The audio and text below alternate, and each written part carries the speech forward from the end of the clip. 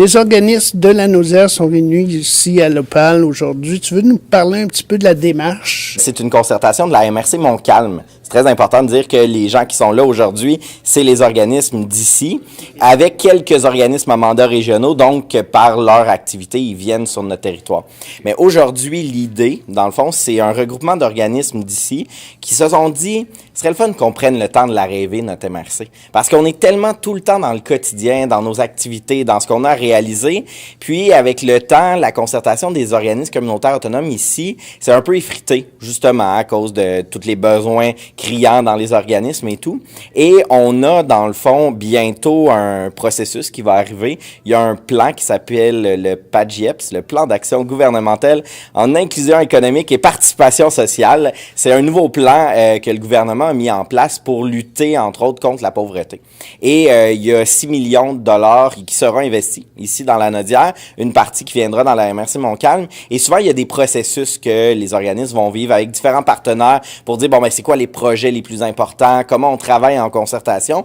Et les organismes de la MRC Montcalm avaient l'envie d'être prêts à arriver à ce moment-là, mais d'en avoir discuté entre eux, d'avoir pris le temps de rêver. Et c'est vraiment ça le concept de la journée aujourd'hui. Ça a été de s'amener à rêver notre MRC. Il y a eu vraiment une belle participation. Puis ce matin, ça débutait là, avec une pièce de théâtre qui démontrait pas mal là, la situation de la pauvreté là, Oui, en fait, la pièce de théâtre s'appelait L'avenue des possibles.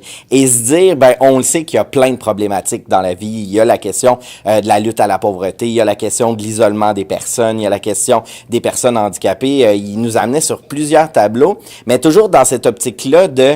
Des fois, ça prend pas grand-chose pour réussir à faire la différence. Et là, l'idée, c'était justement de mettre la table. Parce que c'est pas facile se mettre en mode rêve quand on est des gens dans l'action, tout le temps prêts à réagir. Là, on dit rêver. C'est pas facile. Puis on retombe vite dans nos bottines de justement... on veut rêver, mais en même temps, la situation, la réalité nous rattrape. Fait que l'idée, c'était justement de tout mettre en place pour se permettre de rêver. La pièce de théâtre était vraiment le déclencheur, l'idée d'allumer tout ça.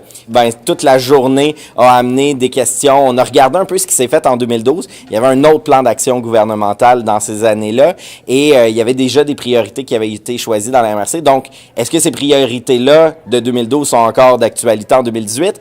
Puis est-ce qu'il y en a des nouvelles? Et là, je peux dire qu'une qui est ressortie, qui n'était pas là en 2012, mais qui est là en 2018, c'est la question de l'environnement.